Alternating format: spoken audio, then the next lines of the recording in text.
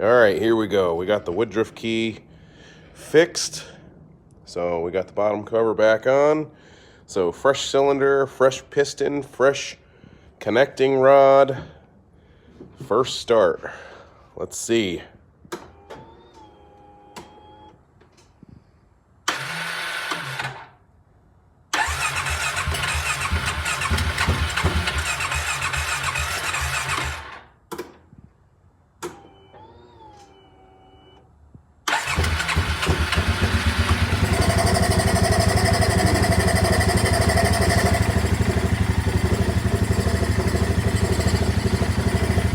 There we go. It's alive. There's no air filter on it, so it's a little loud.